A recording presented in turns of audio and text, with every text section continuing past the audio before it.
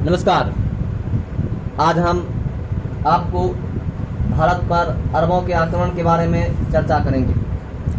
इस परिदृश्य में हम ये देखेंगे कि अरब ने भारत पर कब कब हमला किया और क्यों किया।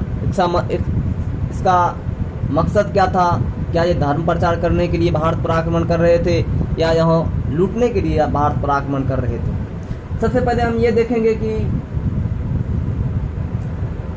अरब एक मरुस्थल प्रदेश है। आप जानते हैं रूब अल खली मरुस्थल, दस्ते लूट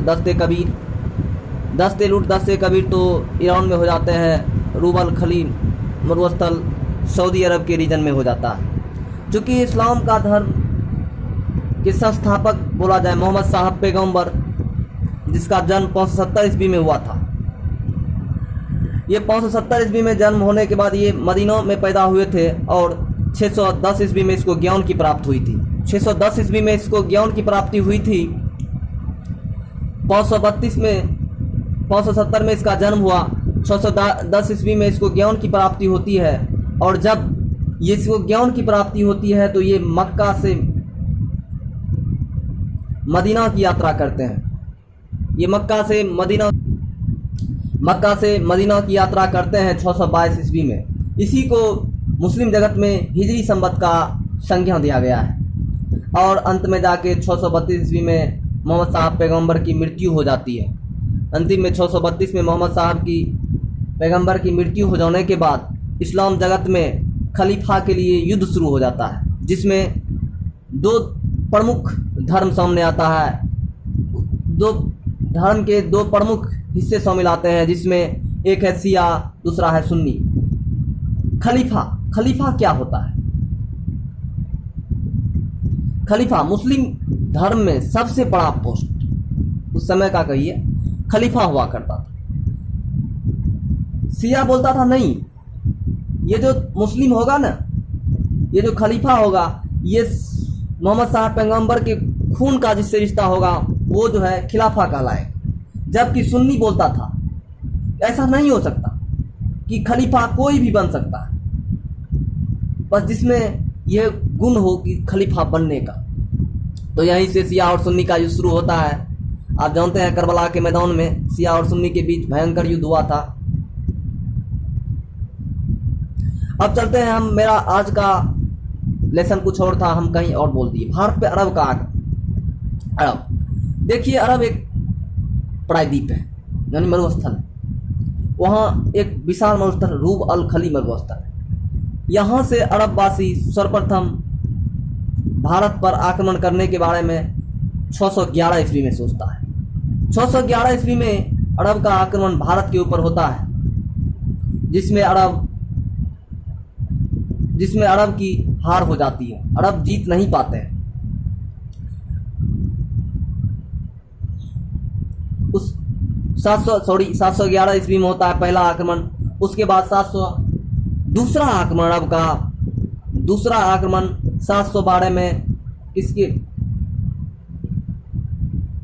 मोहम्मद बिन कासिम के नेतृत्व में होता है। एक राजा था दाहिर, एक भारत के हिंदू शासक, जो ब्राह्मण शासक बोला जाए, वो दाहिर थे। ये शासन कर रहे थे कहाँ पे? ये शासन कर रहे थे पाकिस्तान में।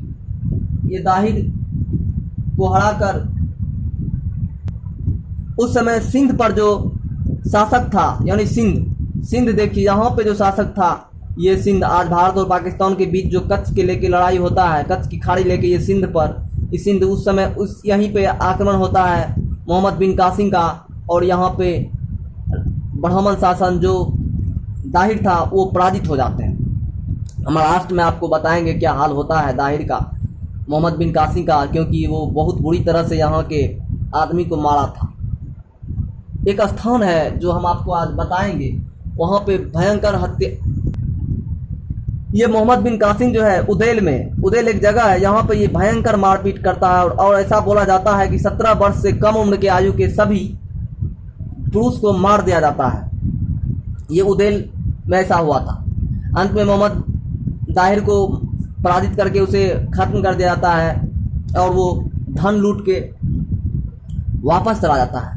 एक बात आपसे पूछते हैं, कैसा क्यों है कि वो सबसे पहले भारत पर की ओर देखा मोहम्मद बिन कासिम या उसके सरदार? चूंकि भारत उस समय आप देखिए तो यहाँ गंगा ब्रह्मपुत्र का मैदान है, यहाँ सिंधु का मैदान है, यहाँ गंगा और ब्रह्मपुत्र का मैदान है। यहाँ देखिए गंगा बह रही है, यहाँ ब्रह्मपुत्र बह रहा है, यहाँ पे देखिए सिंधु नदी बह रही है। यानी इस सब का जो द्वाब था इसमें उत्पादन होता था। यही उत्पादन के वजह से, अनाज के वजह से ये सब सुनने में आया था कि भारत बहुत उत्पादन होता है, भारत में बहुत अनाज का उत्पादन होता था। चूंकि अरब में ज्यादा भुखमरी पैदा हुआ करता था, इसीलिए अरबवासी ने सोचा हम भारत पे क्यों नहीं आक्रमण करके यहाँ से अनाज की प्राप्ति कर लें। तो प्राथमिक समय में पहले जो उसका आक्रमण था वो धर्म के प्रचार के लिए नहीं, बल्कि ऐसा बोला जाता है कि अगर उसे साम्राज्य स्थापित करना होता तो वो 712 में ही साम्राज्य स्थापित कर लिया होता, 1192 और 91 की जरूरत नहीं पड़ती। आखिर आप ही सोचिए कि 712 में वो क्यों नहीं साम्राज्य स्थापित किया, जबकि वो जीत चुका था, सिंध को जीत चुका था, वो दाहिर को पराजित कर चुका था।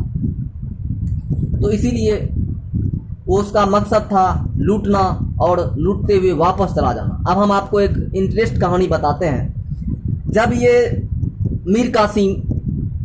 ये मोहम्मद बिन कासिम, सॉरी मीर कासिम बोल दिए, जब ये मोहम्मद बिन कासिम वापस लौटता है तो ये दाहिर की 2 बेटी को लेके वापस जाता है और वो अपने सरदार को दे देता है, सरदार हमने आपके लिए ये 2 बेटियां मोहम्मद बिन कासिम का आपके लिए